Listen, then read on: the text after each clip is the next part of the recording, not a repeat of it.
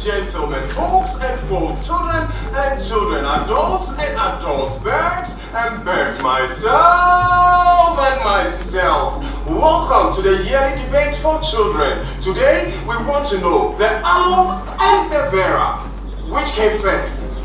It is Aloe that came first. Vera is nothing without it. Without Aloe, Vera would have been a useless, non-existent figure in the family. No one in his right mind would think Aloe came before Vera. It's the Vera that hatched and nurtured the Aloe to become what it is today. Only dumb and unintelligent people like the co-debater don't think otherwise. What? You call me dumb and unintelligent? You are such a senseless debater. The family should disown you. Call my daughter senseless. The family should be ashamed of a useless boy like you. My son is not useless. If you are the kind of adult in your family, I pity the hopeless generation you come from. I'll take that back. I'll take it back. You are a useless. You are a useless. And that is how a simple debate caused the greatest divide in Killywood. It was a fight amongst children, families, and the entire village. From that day, all who said the Aloe came first were called Aloe. They chose the color blue and lived with it. All who said the Vera came first were called Vera. They chose the color yellow and lived with it. A border was created and nothing must cross.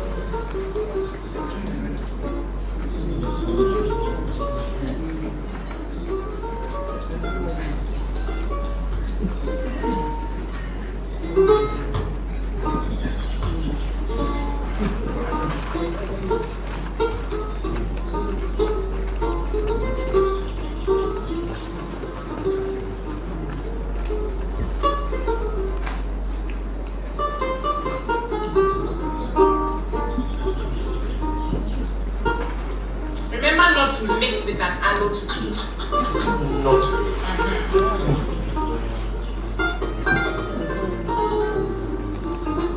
Remember not to talk to a Vera today. Certainly not.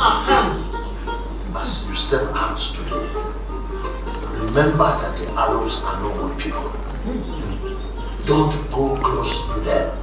As we begin this day, remember the laws and keep them. The Veras, they're very violent people.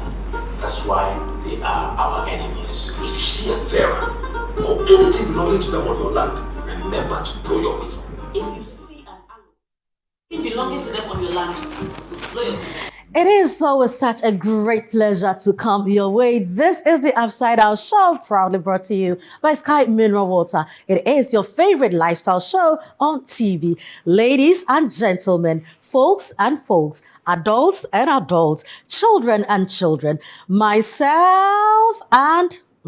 now I feel I'm missing somebody. Where is my Nana? Right here, baby girl. Listen, if you were a Vera, I'll be an Aloe any day. We'll just mix up, right? Any day. And we'll heal the world, especially of pimples. Yeah. So everyone can be fresh, you understand? Yes. Today we take you to the cinema, and with everything that happens there, you may want to ask yourself, how does it all come together? Scene 2, take 5. We don't shut off Andy and Josie. Action. Josie, please, you have to listen to me. I know what it looks like, but it's not what it seems. Please, Josie, you know I love you. You're the only woman I've ever had eyes for. Please, Josie, don't let my foolishness destroy something you've had so hard for. Josie, you know I love you. I love you, Josie. Cut. Yeah, that's good. So if we're going to second take without now, toned down. Oh my gosh. Hi guys. Hello.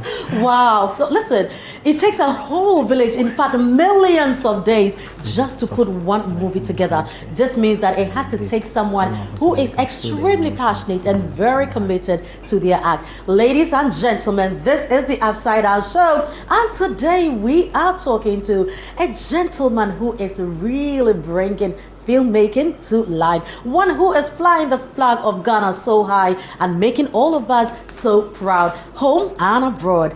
This is the Upside Down Show, and our guest today is the creative, the amazing, the talented, ladies and gentlemen, the Peter Sedufia. Right, so Peter, we'll be joining you pretty soon to let you in on exactly what has been going on here. This is the Upside Down Show. We'll be right back.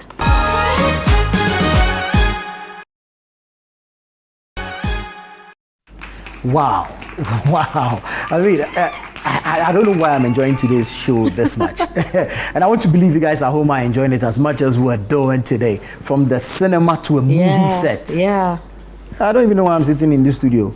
No, you know, it's so interesting how just for about 60 minutes or 90 minutes, you know, product, and the extra work, you know, that goes into it. Look, you really need a lot of patience to be a director. Yeah. I mean, to teach people, I don't think teaching is maybe my calling in that sense, you know, because stop, do it again, stop, do it again. I'm sure if I'm directing, I'll have Kane on the set, you know. I feel all directors should put more of the BTS in the final product so people get to appreciate the amount of work that goes in. Listen, I mean, it's for good reason that we took you first to the cinemas to enjoy the final product, right? And then we took you to the set so you can appreciate the production process. It makes a lot of sense. So when you sit in the studios and you're consuming the final product, you begin to appreciate the men and women behind the scenes that make it work. But it's so beautiful, you know, when you get to experience how the whole creative piece is being put together with the actors, with the director, you know, and for somebody to have a certain dream and get to interpret it through characters, I think is so amazing. Listen, I think we should bring onto the sets the man. Of course. What are we waiting the for? Wizkid, the movie wizard. Ladies and gentlemen, one-on-one interview with Peter Sedufia on the Upside Down Show. Is this scene one, take one? Yeah, this is scene whatever one. It is, action. Yay! Hi, Peter. That's one. Welcome. Very well. How you massacred my name? Sedufia. It's Seduf. Yeah, I brought my popcorns anyway. So. Then cut. Yeah. And take it again. You have to take it again. So action. Charlie, how tiring is this? I mean, it's fun actually. Because it's something you enjoy doing. Yeah, because just the idea of having to tell people what to do and how to do it, and they get to do it, and like, oh, okay, this is actually my vision coming to play. It's fun. So tell us. Wait, is it that you just like to control people? No, it's not. It's just about the fun is letting the whole world see a certain narrative through your lenses, you know. What I'm telling you is what you believe. If I tell you someone killed someone in this film, you believe that killing happened. It's that power of influencing society, influencing people's mind outside the set. Is what is exciting. So, stage play, film, which one is easier to do? I think film is easier to do. Really? Yeah. I mean, you know, I started off as a stage actor myself. Oh, you did? Wow. From primary school to JHS and then to SS. And then after SS, we were doing some of these Fun World Kidder Fest things at National Theatre. So the whole thing of learning about 90 pages scripts and having it in your mind, and there's nothing like cut, action. Oh, director, did I get it right? Oh, okay, take it again. No. Once we start on stage, once you start it, you have to finish it, and everything needs to be there. So if you have stage actors on set, they tend to be the people that remember their lines very much because they are used to that.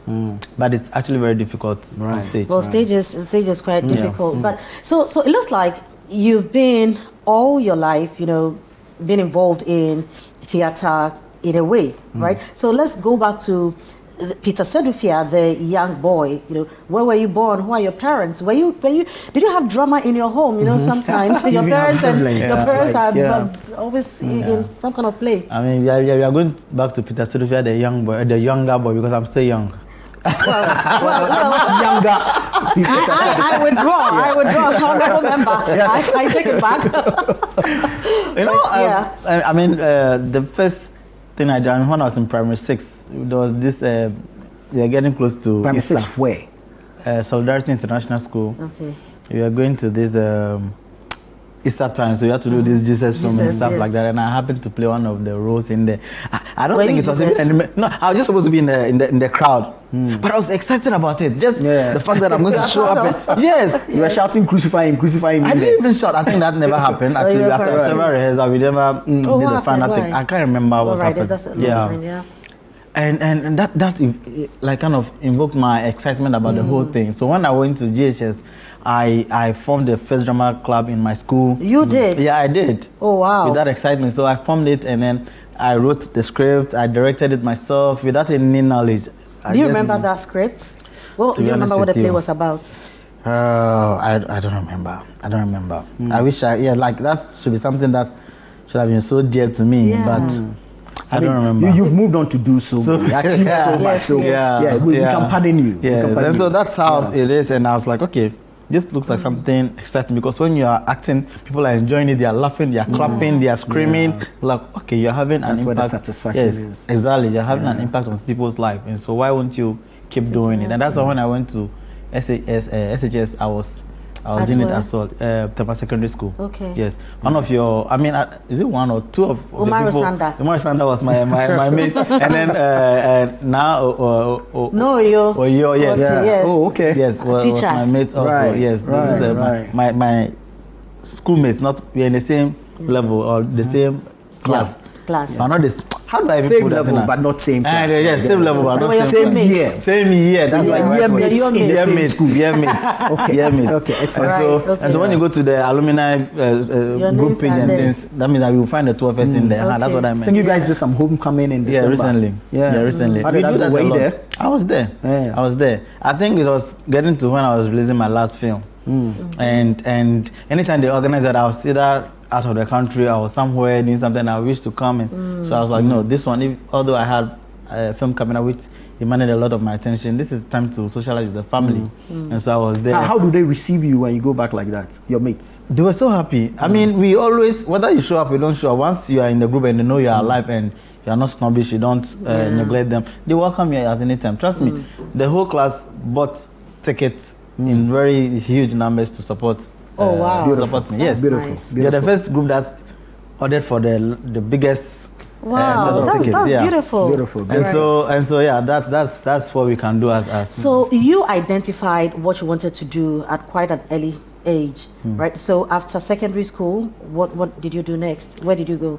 Yes, after secondary school, I came back, formed another drama club again with a friend who was also a good actor. So we owned it together. Do we know this friend? Is it somebody in the industry? Seth Lumo, Seth Lumo is also a very good actor. He's still around. Yeah.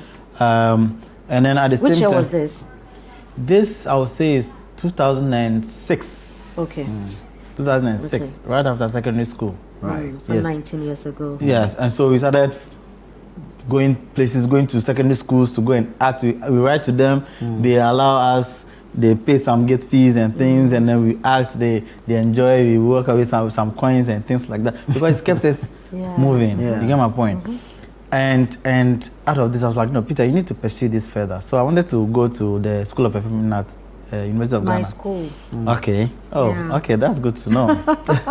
So I was like, okay, Peter, School of Performing Arts, I have to bring you back to the stage. You know, I had some broken relationship with the stage at some point, and and it was something I didn't want to go back to. Right. So I was like, okay, why not go to NAFTI?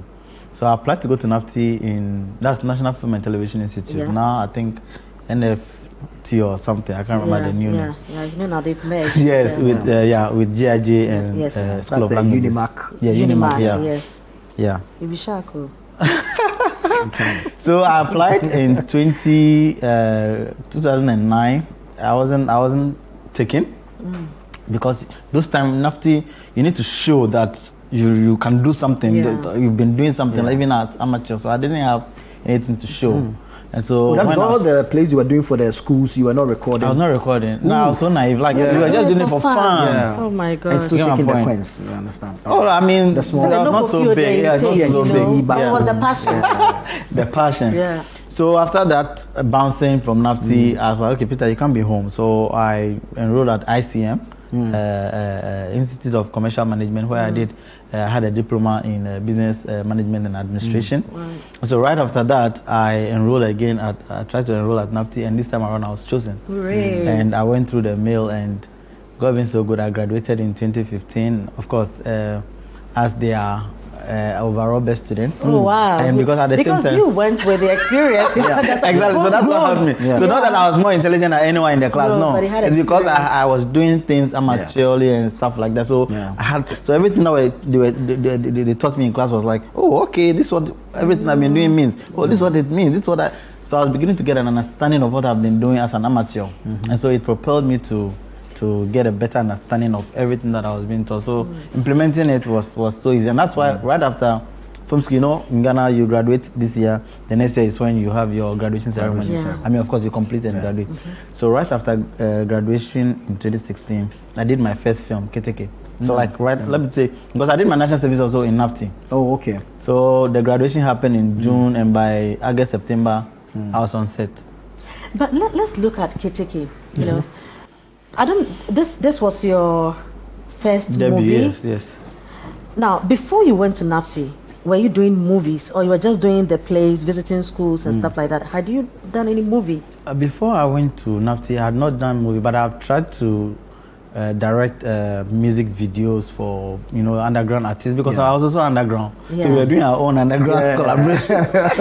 I'm asking this because for someone who is just moving deeper into filmmaking, your cast, for me it was mind-boggling. Your first movie, and you are bringing A-listers. How did that happen? So when I was in school, I did short films myself, like self-financed short films. When I bought my first camera, I did a short film also, and some of those short films went to film festivals internationally and won awards, and so I traveled with them and stuff like that.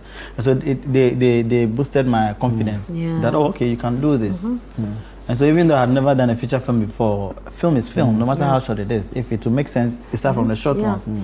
And so when I did a couple of them, I did more like a screening to the industry people. I don't know how I thought about that, but it was a very good strategy for me. So I did a screening. I invited industry people.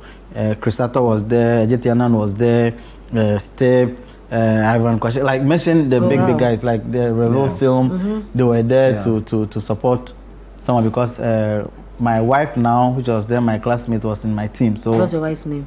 Anyaraba Praba. Sedufia, yes. She was your classmate? Yes, she was my classmate. Did the school help you? Charlie, Hey. the long story. You got everything from that school. Certificate. Yes, you're a big man. Yes. I was producing film, I was busy producing other aspects of other departments. All rounder. Multi-talented. Very necessary. Yes. So they kept to watch this thing, and I remember Chrisato, and at the same time I think Ajit, and I was like, oh Peter, this was so good. If you ever complete school and you want to get into professional filmmaking, let me know. And so I was like, oh, hallelujah, you brought yourself, no? So when I was ready, I told Ajit, I want to do this film, and I want to do it with you. I was like, okay, but then he had seen my short film. So he knew who was going to direct it. So it was Lydia Forsen that had not seen anything from me. So she knew, she said, who else am I doing this with? And I told her that Ajitiana. So she had gone behind to ask Ajitiana, who is this guy? Who is this new guy? What has he done before? And so Ajitiana had to put in some words that, oh, I've seen his short film. He graduated from Nafti and his film is very good, so let's give him a chance. And trust me, and when we started that, I was very open to them that, guys, I've never done this before. This is my first, and I need you to bring your professionalism, your experience on board to make this work. And they held me down. They were there committed. We went to the Eastern region, Mangwasi, to shoot this film. Of course, we came to shoot some of the active train moving scene in the Tema Beach Road there, but they were very involved. They treated me like I've been doing this for so long, and that alone gave me the confidence to just focus on being a director and not having to deal with egos and stars that are troublesome, and I have to. It really eased my stress. I was going to ask about the experience during the filming and everything. Whether at any point you were starstruck having all those names on your set. Oh, I think that's one thing that I've grown with. That I feel that if I wanted to be, excuse my language, I know this is not taken out of context. If I wanted to be a star myself, I have plenty cameras lying down there. I just put it on myself and start filming and stuff like that and be a star. But you're a star. A superstar. I'm a star maker. I'm the maker of the But how do you call the maker of the stars? Well, star maker. Oh, well. and so I just have that perception that these are people that we work with. They are team players. And so when they are with you, although they are big and stuff like that, you need to accord them the respect, which I do every time. But you need to also treat them as talents that are here to perform. And the moment you also treat them that way, they also respect it. Because the moment you don't look at it that way, you'll really be tense, scared to do your job. And the moment you lose that, you've lost it. Because all the actors need is the trust from the director. And they also want to trust a director that will help them make their performance better to get to the next pedestal. So if you come and you are mediocre and you are not pulling your weight and stuff like that, you realize that they will take over the show and try to start telling you, director, can you do like this? Can you put it there? No, director, why are you putting that in there? Because you are not in control. And so that has never been in my mind that this is a superstar, and so wait, I'm afraid, I'm starstruck, I can't direct. No, I try to have a conversation with everybody that I know your levels. But at this point, we are all been hired. I've been hired and paid to be a director. You've also been hired as an actor. And so we need to work together as a team. And it's not like I'm coming to lord my directorship over you, or you lord your stardom over me. We need to work as a team. And that has been understood, and they always appreciate it. And so I go on set feeling like I'm here with someone I know already. Someone I've been dealing with, someone I've been friends with rapport. And so the relationship goes without us thinking of anything. Wow. Awesome. Awesome. Because a lot of actors also get scared, like, which director am I dealing with? Is it going to be screened at it? They also have that. Yeah, because usually you hear that directors are very, very troublesome. Exactly. So it goes both ways. Exactly. So they're also coming in with the mindset of giving their best behavior so that they don't get screamed at by the director and be embarrassed. And at the same time, the director also like, okay, let me control my anxiety, my whatever I've had for this actor, and make sure that I do my work. So those things go both ways. Everyone needs to work on themselves before you come. Yes. Drop all egos. Let's go in there as one team. Let's get the work done. After we are done, you can go and wear your ego cloth in your house. Nobody cares. And you know, who has worked with me before knows that I hardly yell at my actors. I hardly try to be disrespectful toward my actors, because those things have helped me in selling my film after the film, because they would not do it with love. They don't consider like, oh, I'm just doing this for pay. So even if he shouts at me, how long? 2 weeks, 3 weeks, I'm done. So I can, you can just go away with his film. I'm going to show him. No, I try to make it like we are all involved in this and give them all the respect. The only time you hear me trying to talk to an actor in a certain way is when they are not trying to be actors and misbehaving. And you know, once someone does something bad and you don't put a stop to it, another person also picks it up, and then everything becomes a mess. But it's a creative process, and we all need the concentration that we want. And so I have a meeting with all actors and let them know my position on that thing that happened. We all resolve it, then we move on. Are you a no-nonsense person? I am. I am, but I like to corner people and have my conversations with them. Yes. But I will not do it. I will not do it before I say action, because part of this course, you know, you study psychology also. That's the human being also. That's the human management aspect. Exactly, because the moment you arrive on set, everything we are doing, even your crew here, they are all behind the camera. Nobody knows who is angry. Nobody knows who is happy. No one knows. But for you, if you are angry right now, everyone is going to see it. If you're happy, they are going to see it. And so even if I'm upset with you as an actor, and say I ask you to come at 8 and you arrive at 11 a.m., I'll be so upset. That is, even 30 minutes, I don't take it. So 3 hours is so much. But I'll move on with my work. And probably you hear from other people that the director is not happy, but I'm not going to let you know. But once I say cut, and we are, you hear word. You so that tomorrow when I give you 8 o'clock, you come at 8. You show up at 8. Yes. Or even earlier. Or even earlier. Yeah, it's even happened on my set in Nigeria, and someone had to show up even before I arrived. Meanwhile, his time was different from mine. But got the person. Yeah. You know, it's not sometimes it's not deliberate. Like that's what I'm saying. That I don't deliberately say to them, I'm going to yell at this actor. No. It comes But it can spontaneously. frustrate the whole process. I get you. Because the moment you do that, and everyone else is waiting for you, and I don't find a way to curb it. I'm like, okay, last time when this person came late, nothing happened, so I also going to it messes up the whole vibe on the set. Yeah. Right. All right. Interesting, and it keeps getting better. This is the Upside Down Show. We are seated with the man behind all the beautiful stuff you see in the cinemas, on your TVs, on your phones, on YouTube, and of course on some of our traditional or local media houses. Peter Sedufia, Director Extraordinaire. We're going to get more. Let me call for a break. How do we call for a break? How do you end the scene? Cut.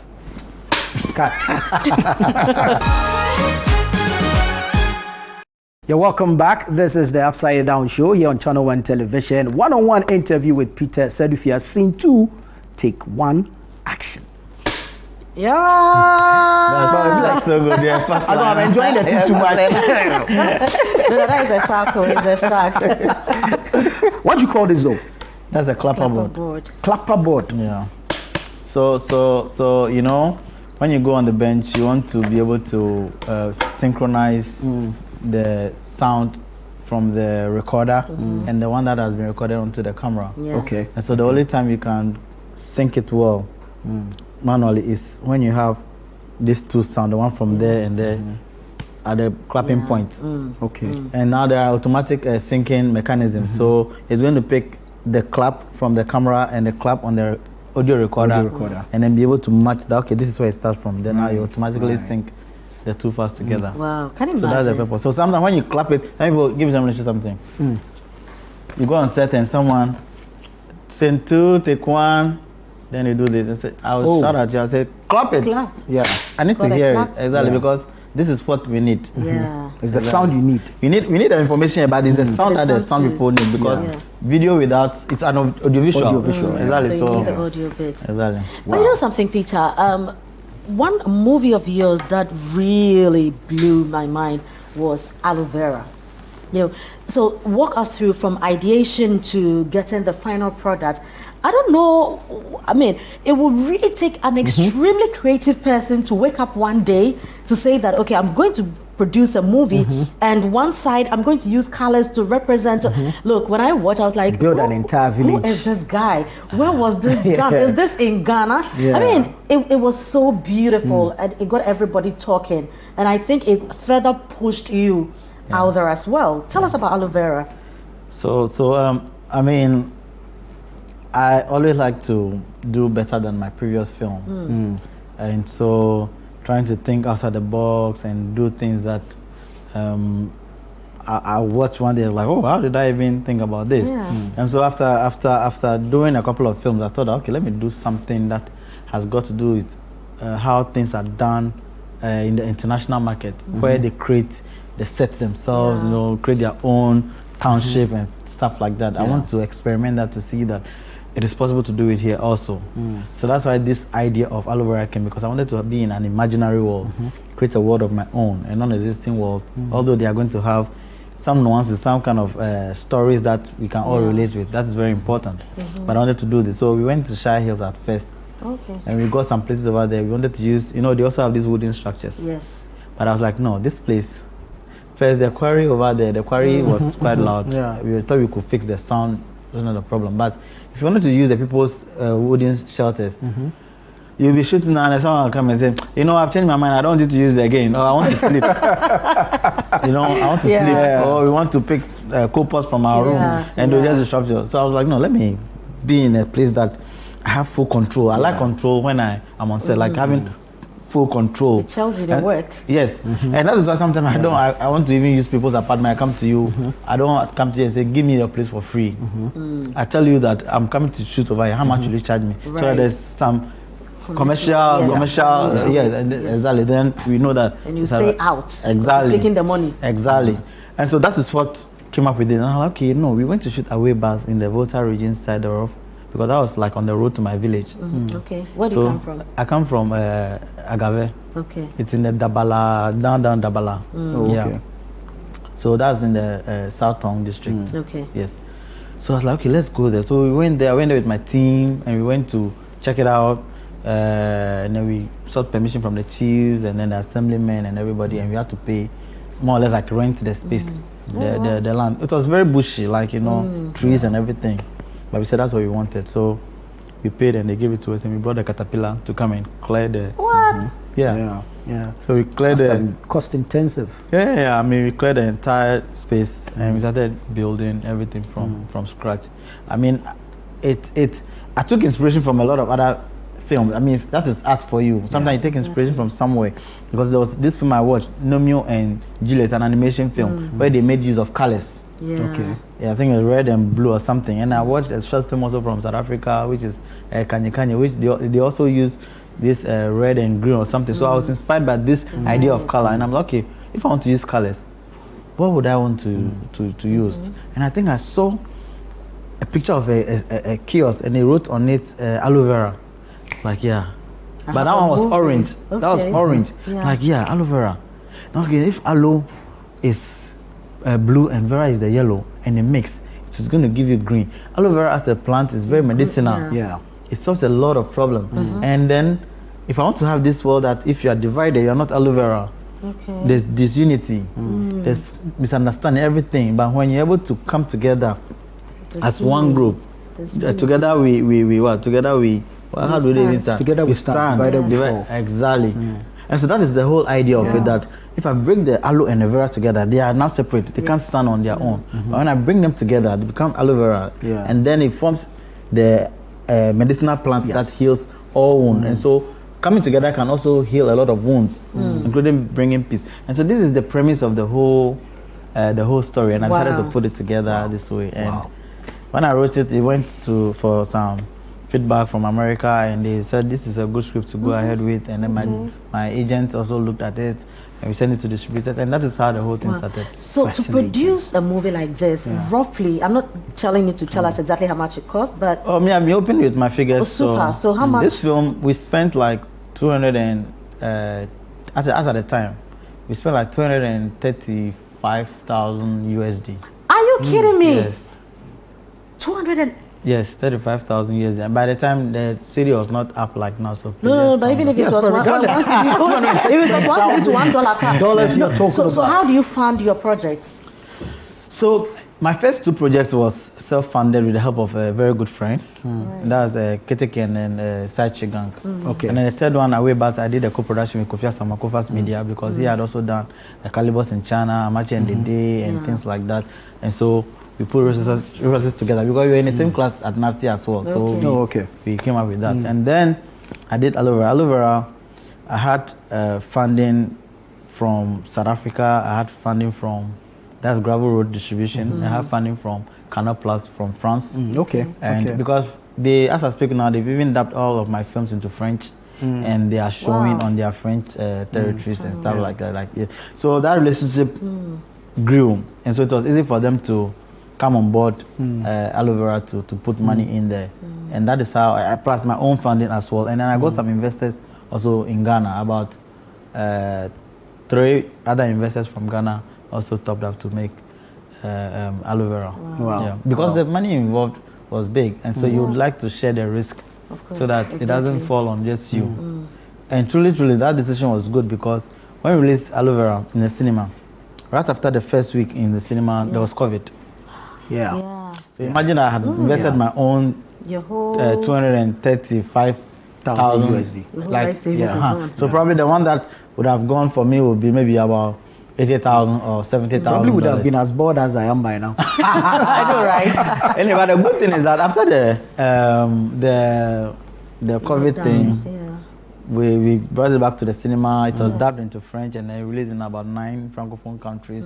We sold it to Netflix. We got some good money. We sold it to RLJ in America. For the North American section, we got some good money. So our expenses, our debt, our investment has been recouped, and we are on profit and stuff like that. It hasn't been easy, but the good thing is that we've recouped our investment and we are going into profit. Are you able to put a figure to how much it grossed?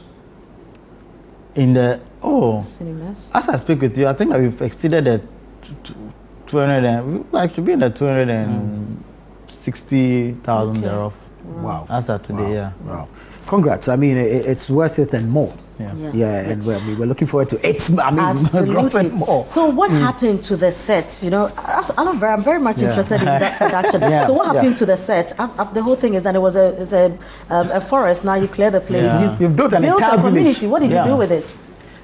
So the chiefs that we went to rent the land from, of course, they gave us some good discounts and they provided us like a serene environment and peace of mind to also do it. So when we are done, we told them that we are done with things. We wanted to strike it down. To be honest, we wanted to strike it down. And then they said, oh, they want it. What do you want it for? They said they want to use it for a community library. Oh, wow. Oh, okay. Okay, this is where I come from. So if the chiefs want to use it for a community library and the assembly also supports it, why not? I'll hand it over to them. So I told them some of the structures are not fully complete, but there are some that are complete. So if they can complete the other ones, so that's fine. So we left it for them for the community library. I honestly haven't gone back to check if But that was so How many of noble. these individual structures did you put up there? We put a little over 100, but it was supposed to be like 200, but we didn't You do built all. 100 of these structures. Yes. This one. Because you know when the camera goes up, you need to see the community. So you cannot just be shoddy about it and stuff. Yeah, exactly. You need So to how make long it. did it take to build the whole set? It took 3 months. Because the good thing is I had a friend who was a military person, so he had commanded the Volta Regional how do they? I don't know how to call it. That's the 48 engineers. Something, so he had people over there do carpenters and things. So some of them were on leave and he asked them, and so I had some military people helping with the carpentry work, and they were always on there. You know, military people how they don't get tired that easily. So everything was very speedy. Now, Peter, before we go, you know, a lot of people have reservations, you know, about the future of Ghana movies, Ghana film. Tell us, you are in there, you are making it so big. Do we have a future? Where are we and where are we heading to? Do you have a future? I mean, it's a yes or I would say yes. I want to remain positive. Because no, I mean, be realistic. Yeah, I'm being realistic. That's how I say I want to say yes. Because a few years ago, we only had 2 cinemas in the whole of Ghana. There's 2 cinema locations, like Accra Mall and West Hills Mall.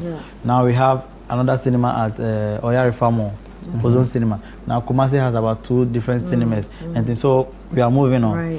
Because the important thing is that the first time people get to see your film is in the cinema. And that is where you try to break even, at least. Or even go beyond it and make some profit. Then the international distribution to the platform, the streaming platform, and then comes as a surplus. But if there are no cinemas and just no matter how you try, it's going to be so difficult, because it's like trying to force about 200,000 Ghanaians to come and watch the film in this. It's not going to happen.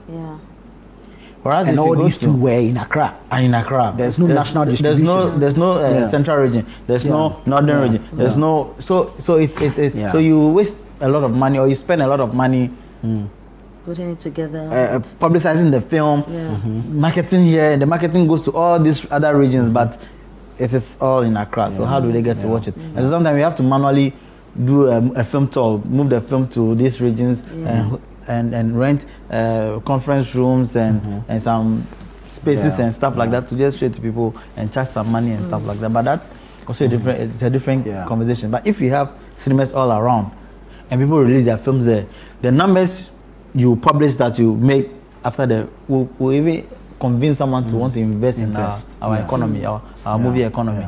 And so that is where we are. But things are picking up. That's what I can say. Things are picking up.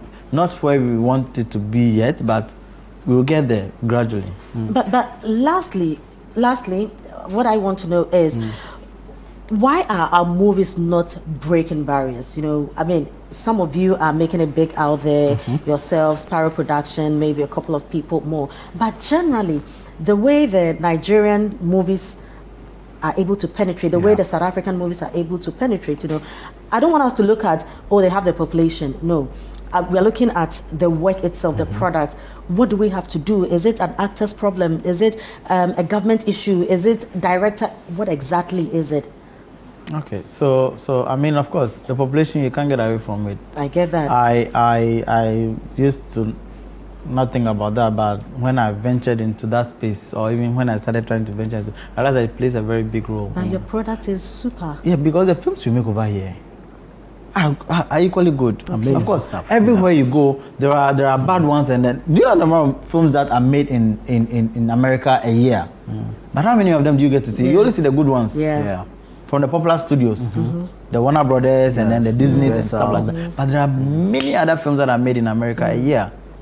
You get my point? Yeah. So we also do make good films, but people that are investing the money, the investors, when your film makes it to Netflix, Netflix will buy a certain film. Excuse my language. Sometimes you watch and you're like, oh, this film they bought it, but because they know that subscription base here is good and people will go and watch it because of that, they will buy it, and they'll give money to producers in that territory to make film. And you will think that they are making film because people are trying to capitalize on those numbers. For us, they use about 84 cinemas to screen their film. Right. Ghana, we are using about 3 or 5. Yeah.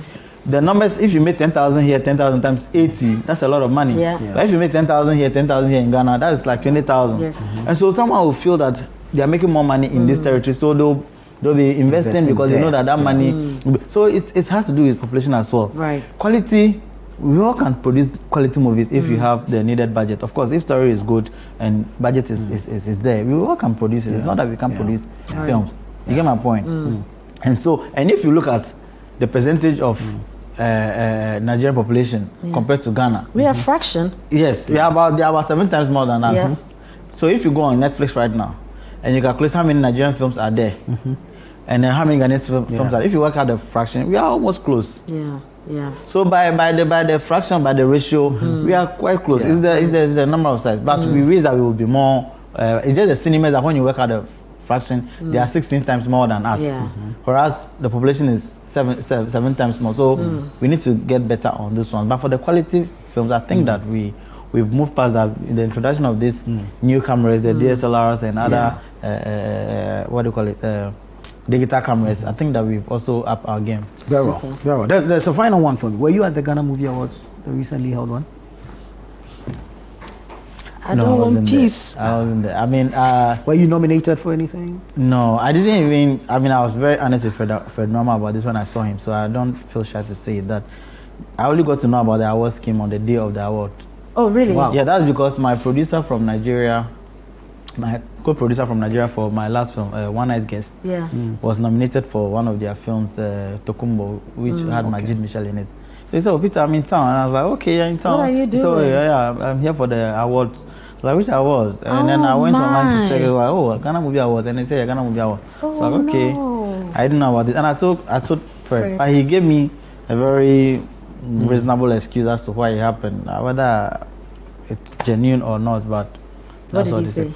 Oh, I mean, he said that the place they were having the awards was close to where they were doing the transition and stuff like. It become a security zone, and so crowd will not be allowed in that spaces and stuff like that. So they had a conversation where he need to also be measured in how he even publicized his film and things because of those reasons. We listen, we don't judge. Yes, we have to listen, definitely. And we don't. No, yes. You are, please, you are judging. You are judging. How are you coming? Why are you coming your way? You are judging. I think that's the viewers can see. Anyway, it's been great. We're going to, try our hands at. No, you know something? I'm not going to leave your show without indulging in something. Of course. I just did a scene with 2 of my actors, and I want to see if I can shadow. I can shadow cast you. Shadow casting it means that I want to see if you'll be in a good place to replace them if they are not available, or if I even have to swap them for you. So I don't know if you are ready. Well, Yeah. No, you don't worry. It's God not is difficult. our It's not. At least you went to school of performing arts, so you know. Calm down. No, you said it on live TV, so I have to put it to you. I put it to you that you went to school of performing arts. Honorable member, you are right. Very well. We're going to try our hands at it. We're going to give it a shot. Who knows? Maybe that'll be our breakthrough. Yeah. You understand? I want to be on the set. Yeah. Yes, I want to be in his movie. I don't think the city people will allow you to. My set is very intensive. I don't like divided attention. I'll take leave. Hey. I'll take leave and come. We'll take leave and come. We are just trying to apologize to her for the attempted cheating on her. Okay. And try to convince her that was never going to happen. It was good she interrupted the scene before it could go further. And try to make her understand that she's yours and you are hers, and then make peace with her. Do you get it? Is that okay with you? Okay, ready? Okay, stand by, actors. And let's go for a rehearsal. Action. Fremont, please, I'm sorry. What you saw is not what was really happening. I have no idea what came over me. Fremont, please. You know my heart belongs to you. You know you're the one destined for me. And you did that. The fact that you appeared when you did appear was a divine intervention. This was meant to happen. It was a test of our love. And you do it again. Please forgive me. This will never happen. Fema, indeed. I'll circle the stars for you and bring you one back. Are you sure? You know there's something you do that makes me want to walk on the moon. Please, my love, forgive me. Please forgive me. Cut! Yeah, I think you fit so much for the role. You see, you just figured it out. Well done, yeah, well done. Okay. Interesting, wow. That was a wonderful experience. No, I feel like I'm a movie star. I'm ready. This is my audition, right? Can we pose for the cover already? Yeah, this is the cover. You're on the red carpet already. Yeah. Oh, you know. Okay, so this is the premiere, right? Fast forward, we're doing the premiere. Right, absolutely beautiful. But Peter, thank you so much. I mean, we're eternally grateful to you, not just for coming into our studios, I mean, to talk to us about your productions and all that, but of course, for feeding us these wonderful stuff. The creativity in your movies is absolutely out of the roof, and we appreciate you so much. We can only wish you well that indeed you continue to break barriers with your movies and keep making Ghana proud. Thank you We appreciate And you you're such so a much. fine director. Yeah. Wow. I mean, you made it easier for us right now. Very easy. That's my job. That's what I get paid for. Absolutely. Beautiful. All right, guys, thank you so much. It's always a pleasure coming into your homes to serve you nothing but total entertainment right here on the Upside Down Show. My name is Nana Tufo, and of course, be kind to your mind. And I'm Frema Edunyame. Thank you very much for staying with us. See you next time.